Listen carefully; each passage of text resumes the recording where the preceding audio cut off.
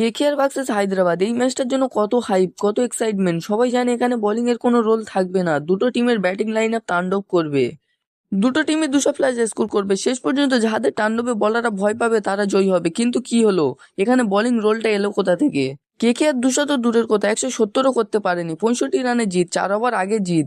অসাধারণ bowling performance হায়দ্রাবাদের।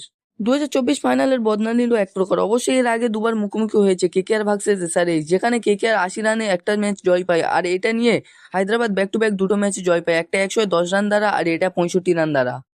KKR এই ম্যাচটা পাওয়ার প্লেতে হেরে যায়। পাওয়ার প্লেতে কেকেআর 74 রানে 3 উইকেট পড়ে যায়, হায়দ্রাবাদের সেখানে 1 উইকেটে 84 রান। অবশ্য তারপরে রিঙ্কু আর রঘুবংশীর মধ্যে 46 রানের পার্টনারশিপ হয়, কিন্তু মিসআন্ডারস্ট্যান্ডিং এর জন্য রঘুবংশী রান আউট হয়ে যায়। অবশ্য আগে একটা জীবন পায়, সেই জীবনটা কাজেও লাগায়, কিন্তু আবার সেই মিসআন্ডারস্ট্যান্ডিং। দোষটা অবশ্য ছিল রঘুবংশীর, বলটা না দেখে হুট করে বেরিয়ে যাওয়া উচিত হয়নি। সে রিঙ্কুকেও ফলো করেনি। অ্যাকচুয়ালি কলটা রঘুবংশীরই করা উচিত ছিল। রিঙ্কু বাঁহাতি ব্যাটসম্যান, বলটা ছিল পয়েন্টস অ্যান্ড কভার্সের কাছে, তাই কলটা রঘুবংশীরই করা উচিত ছিল। তবে অবশেষে ধারা পাল্টালো। এখনো পর্যন্ত যে চেস করছিল সেই জিতছিল। ধারা পাল্টে হায়দ্রাবাদ ডিফেন্ড করলো। কলকাতা এখনো পর্যন্ত খাতা খুলতে পারেনি, অন্যদিকে হায়দ্রাবাদ খাতা খুলে ফেললো। সত্যি অল ওভার অসাধারণ পারফরমেন্স দিয়েছে হায়দ্রাবাদ। ব্যাটিং বোলিং দুটো বিভাগেই কেকেআর থেকে ডমিনেট করেছে, আর ফিল্ডিং হায়দ্রাবাদের তো জঘন্য হয়েছে। আর কেকেআরের বোলিং তো তবু ঠিক আছে ইডেনের পাটা পিচ অনুযায়ী, কিন্তু ব্যাটিং জঘন্য। রানে তো শুরু থেকে স্ট্রাগল করছিল।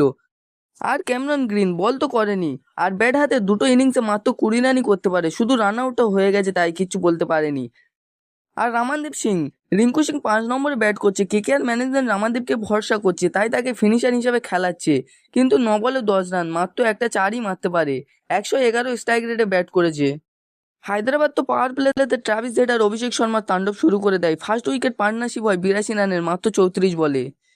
তবে অভিষেক শর্মার হাফ সেঞ্চুরিটা হলে ভালো হতো। 21 বলে 48 রানই করতে পারে। বরুণ চক্রবর্তী ক্যাচটা অনেক ভালো নিয়েছিল। 228 স্ট্রাইক রেটে ব্যাট করে, আর ট্রাভিস হেডও 21 বলে 46 রান করে 119 স্ট্রাইক রেটে ব্যাট করে। তারপরে পরস্পর উইকেট পড়ছিল, সেখান থেকে ক্লাসেন আর নীতিশ কুমার রেড্ডি ব্রিলিয়ান্ট পার্টনারশিপ করে। শুরুতে টাইম নেয়, শেষটা অ্যাটাকিং করে। 53 বলে 82 রানের পার্টনারশিপ করে, যেখানে নীতিশ কুমার রেড্ডি 28 বলে 39 রান করে, আর ক্লাসেন 35 বলে 50। 4টে 4 মারে, একটা 6 মারে। ক্লাসেন কেকেআরের এগেনস্টে সব সময় ভালো পারফরমেন্স করে থাকে। কেকেআরের বোলারও তো ভালো পারফরমেন্স করেছে, কিন্তু তার থেকেও ভালো পারফরমেন্স করেছে হায়দ্রাবাদের বোলাররা। বৈভব আরোরা প্রথম ওভারে মাত্র 6 রান দেয়, দ্বিতীয় ওভারে 21 রান দেয়। অবশ্য লাস্ট 19তম ওভারে গিয়ে দুটো উইকেট নেয়। টোটাল 47 রান দিয়ে দুটো উইকেট নেয় 11 ইকোনমিতে। বরুণ চক্রবর্তী আবারও ফ্লপ, 2 ওভারে 31 রান দেয়, দুটো ম্যাচেই উইকেট পায়নি। ব্লেসিং মুজারামানি তার ক্যারিয়ারের সেরা স্পেল, 4 ওভার 41 রান দিয়ে 4টে উইকেট। কার্তিক ত্যাগী 4 ওভার 48 রান দিয়ে একটা উইকেট, রান অনেক বেশি দিয়ে ফেলে। তবে অনুকূল রয়ের বাকি দুটো ওভার কেন ফিনিশ করলো না? 8 ইকোনমিতে বল করে এবং সে একটা উইকেটও নেয়।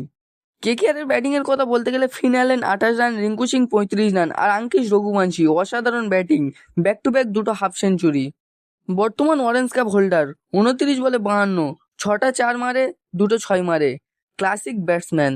হায়দ্রাবাদে তো প্রত্যেকটা বলারই অসাধারণ পারফরমেন্স করে, ধারাবাহিক পারফরমেন্স করে। হার্ষ দুবে একটা উইকেট নেয়, ঈশান মালিঙ্গা দুটো উইকেট নেয়, জয়দেব উনাদঘাট 3টে উইকেট নেয়, আর নীতিশ কুমার রেড্ডি দুটো উইকেট নেয় এই ম্যাচের player of the match holder. যেখানে সবাই হায়দ্রাবাদের বোলিং লাইন আপের উপরে ডাউট করছিল, সেই বোলিং লাইন আপই ম্যাচ উইনিং লাইন আপ হিসাবে দেখালো।